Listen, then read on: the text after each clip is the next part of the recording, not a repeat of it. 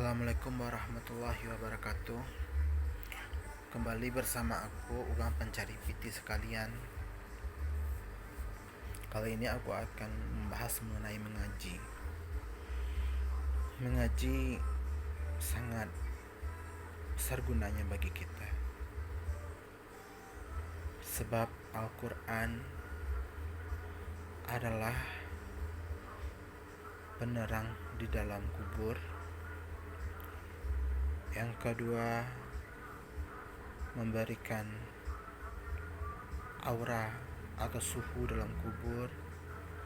Yang ketiga adalah untuk mensyafaatkan kita atau meneduhkan kita dari matahari saat di padang mahsyar. Dan Al-Quran, setiap ayatnya dibaca apabila terbata-bata bernilai 2 pahala pada setiap setiap hurufnya. Namun apabila lancar akan bernilai 10 pahala. Perlu kita ketahui, pahala itu bagi kita adalah sebuah penolong. Lalu bagaimana dengan dosa? Dosa akan menjadi bintik-bintik hitam yang akan menghabiskan pahala-pahala kita. Dulu kita berkonsep pada masa kecil kita, yang penting kita melakukan salah dan melakukan kebaikan. Namun salahkah itu? Tidak. Di dalam, mengapa aku berani mengatakan tidak? Karena dalam Al-Quran juga tersebut seperti itu. Selang-selingi dengan hal baik dengan hal buruk, hal baik dengan hal buruk, atau hal buruk dengan hal baik. Namun bukan berarti cara pengaplikasian atau pemaknaan dari apa kata Allah ini kita jadikan sesuatu yang buruk untuk kehidupan kita.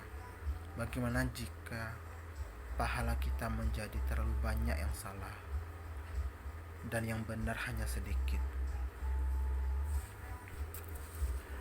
Agar pahala kita menjadi bermakna bagi kita dan hal buruk tidak merongsong atau merongok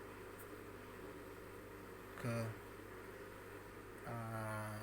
kehidupan kita nanti, atau saat keberadaan kita atau keabadian kita atau maksudnya saat harusnya kita merasakan kejayaan atas perbuatan baik pada kita yang telah kita lakukan, namun ternyata kita telah membuat diri kita habis oleh dosa-dosa jahat. Maka sia-sialah apa kita semua. Ingat, Al-Quran di dunia ini ada 2. Al-Quran yang sebenarnya Al-Quran dan Al-Quran Syiah. Al-Quran Syiah alhamdulillah telah tergeledah kemarin waktu aku kecil, pernah membacanya. Ternyata kata ayahku salah, ini bukan salah. Setelah itu dibakarnya Al-Quran Syiah. Al-Quran Syiah itu mudah diketahuinya karena kata-katanya sangat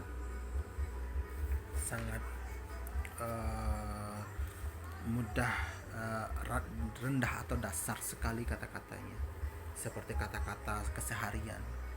Tapi kalau Al-Quran yang benar-benar Al-Quran, maknanya dalam.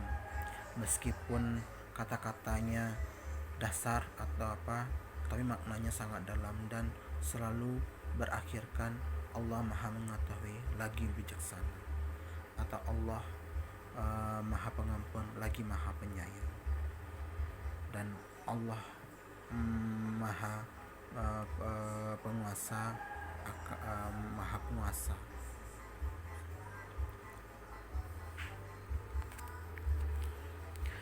Jadi kalian jadikanlah diri kalian untuk menjadi seperti Al-Quran, namun yang dapat ditiru oleh orang, atau untuk diri kalian sendiri. Mengapa begitu? Berarti kalian cinta akan diri kalian. Bila kalian cinta akan diri kalian, kalian akan memberikan terbaik pada diri kalian, dan suami kalian akan melihat kalian dengan baik, melirik kalian dengan baik, dan anak kalian akan kalian tumpahkan dengan baik dan kalian didik dengan baik. Itulah Al-Quran bagi kalian, supaya menjadi lebih baik. Daripada menyinggung hati orang lain dan mengatakan hal yang tak tepat, lebih baik diam. Atau jika sekiranya akan membuat pertengkaran, lebih baik buru-buru masuk ke dalam rumah. Bila terjadi apa, lebih baik ditengahi langsung apabila ada permusuhan dengan orang lain. Dan yang aku ingin katakan pada kalian, Al-Quran akan menjadi penolong bagi kita. Ia akan datang bagaikan kuda atau Pegasus, ataupun akan ditanya saat di Siratul Mustaqim. Namun di Siratul Mustaqim, karena di Siratul Mustaqim terdapat pos-pos, setidaknya kalau aku gak salah ada 6 pos. Apabila kita berhasil pada setiap posnya, maka kita langsung ke surga. Namun apabila kita gak bisa di setiap salah saja di salah satu posnya, maka kita akan jatuh ke dalam neraka sesuai kesalahan yang kita lalu dibakar dulu. Jika kita bisa naik ke atas, maka kita akan naik ke atas, dan atau wallahu alam bisawab. Allah yang merahasiakannya, semuanya ada pada Allah. Aku gak mau mendahului Allah, nanti jadinya aku yang sok tahu atau apa segala macam. Aku bukanlah Allah, aku hanyalah manusia biasa, bukan rasul, bukan nabi. Aku hanyalah orang yang peduli akan kalian dan peduli akan diriku sendiri. Karena jika ilmuku kalian aplikasikan, maka aku akan mendapat yang baik daripada diriku. Walaupun uang tak dapat, setidaknya aku dapat masuk ke surga dengan Al-Quran yang aku telah kukatakan kepada kalian. Semoga diriku menjadi teladan yang baik bagi kalian, baik secara manusia ataupun tidak. Yang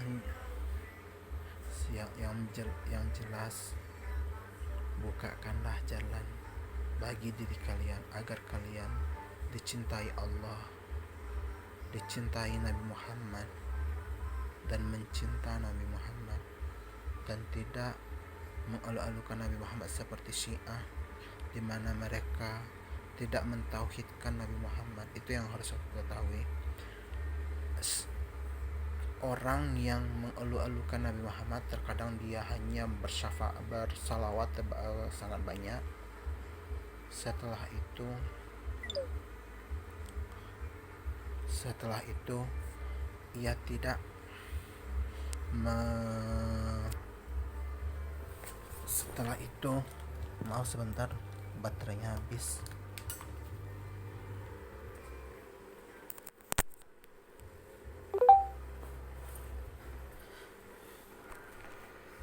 Setelah itu ia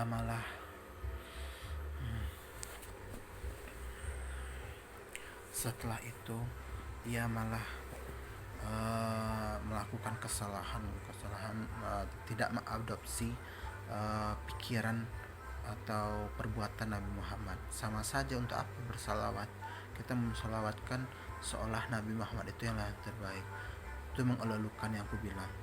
Namun ternyata saat di kehidupan kita malah jauh dari cara kita yang seharusnya. Kalau kita bersalawat, seharusnya kita menunjukkan kita meniru Nabi Muhammad, karena ia adalah Amirul Mukminin atau uswatun hasanah, orang terbaik dalam datang ke dunia untuk memperbaiki akhlak. Maka bahwa ia datang ke dunia untuk memperbaiki akhlak manusia dan meneruskan kitab selanjutnya, kitab sebelumnya yakni Injil, dan menjadi Al-Quran. Dan kitab Al-Quran sangatlah lengkap. Itulah yang seharusnya. Apabila engkau telah menjadi Al-Quran, maka aku katakan kepadamu, yang pertama kali, doakan aku, atau doakan agar ada orang yang memberikan aku uang agar aku bisa pergi, atau menyenangkan hatiku dengan cara yang lain lagi. Dan yang kedua, kalau aku memohon berarti aku rendah di kalian. Jadi aku menginginkan kalian memberikan aku memberikan penghargaan yang tepat kepadaku, baik berupa HP ataupun laptop ataupun sebuah uang 900.000 atau apa segala macam. Itu akan berharga bagiku. Namun aku tak mau menjual Al-Quran, karena itu aku gak mau menjual Al-Quran dengan mudah. Semoga bantuan dari Allah datang kepadaku, yakni melalui kalian. Dan ku bilang tadi, apabila kalian menjadi Al-Quran dan telah bisa datang kepada kalian kepandaian dalam menyembuhkan, maka jangan sesekali kalian memberi penyakit kepada orang lain. Jika kalian tak sanggup, lebih baik kalian jangan. Ingat lagi, cukuplah engkau membaca Al-Quran sesampai sebisa engkau, atau kau baca Al-Quran, renungi, masukkan dan letakkan di hati Al-Qurannya, seperti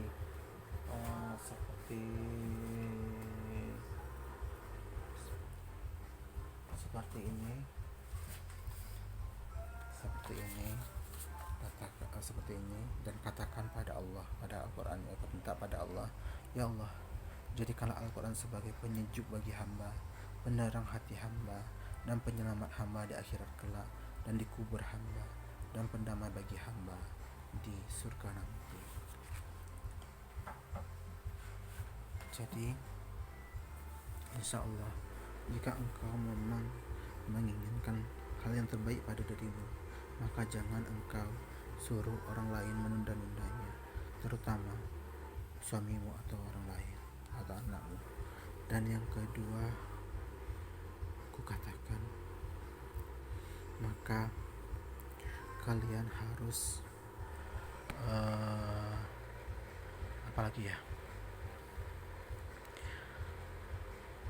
menjadikan diri kalian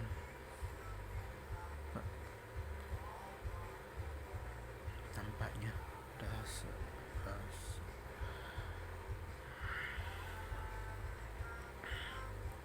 jangan menyihir orang